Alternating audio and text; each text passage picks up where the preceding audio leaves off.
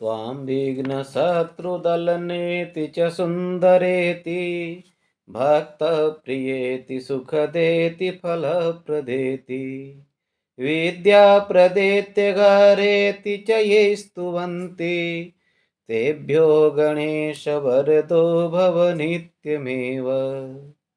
वक्रतुण्ड महाकाय कोटिसूर्यसमप्रभ निर्विघ्नं कुरु मे देव सर्वकार्येषु सर्वदा। आज मैं कार्तिक मास के कृष्ण पक्ष की चतुर्थी तिथि को, जिसे करवा चौथ या करक चतुर्थी के नाम से जाना जाता है, इसके बारे में बताने जा रहा हूँ।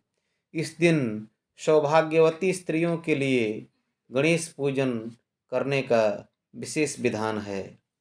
करवा चौथ के दिन व्रती को नित्य कर्म से निवृत्त होकर के गणेश जी की पूजा हेतु मन में दृढ़ संकल्प करना चाहिए कि आज मैं दिन भर निराहार रहकर गणेश जी का ध्यान पूजन में तत्पर रहूंगी तथा रात्रि में जब तक चंद्रोदय नहीं हो जाएगा तब तक निराजल व्रत करूंगी। व्रत के दिन सायंकाल में गणेश, पार्वती, शिव, कार्तिकेय, नंदीश्वर तथा चंद्र आदि देवों की प्रतिमा बना करके षोडशोपचार उनका पूजन करना चाहिए। साथ ही बट वृक्ष का भी पूजन करना चाहिए तथा उदित होते हुए चंद्रमा का पूजन षोडशोपचार करना चाहिए। पूजन काल में 2 करवों, जो सोने, चांदी, तांबा, पीतल, मिट्टी आदि से निर्मित विशेष प्रकार के पात्र होते हैं, जिसके सिरे पर जल गिराने हेतु टोटी लगी रहती है, उसमें जल भरकर रखना चाहिए।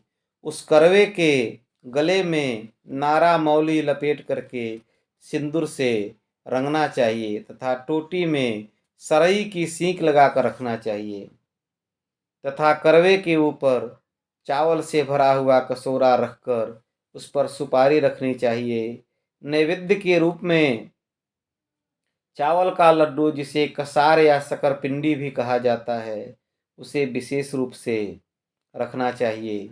इसके अलावा सेव, नारंगी, सिंघाड़ा, केला, शरीफा, शकरकंद, पंचमेवा, नानाविध नैवेद्य तथा मिष्ठान्न को भक्तिपूर्वक नैवेद्य के रूप में समर्पित करना चाहिए तथा कथा का श्रवण करके ब्राह्मण को दक्षिणा देना चाहिए।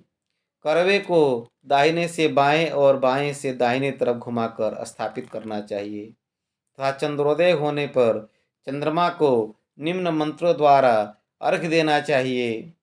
अर्घ्य में गाय का दूध, गंगा जल, पान पत्ता, सुपारी, श्वेत पुष्प, श्वेत तिल तथा दक्षिणा रखना चाहिए और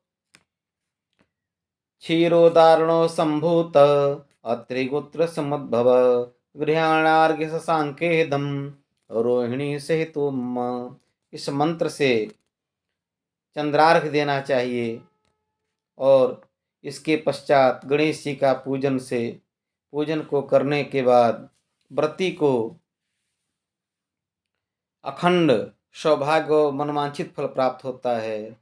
इस प्रकार 2021 में गणेश चतुर्थी शनिवार की रात्रि 12:04 से प्रारंभ होकर रविवार को रात्रि 2:50 तक रहेगी तथा रोहिणी नक्षत्र से युक्त होने पर इस चतुर्थी का विशेष फल है।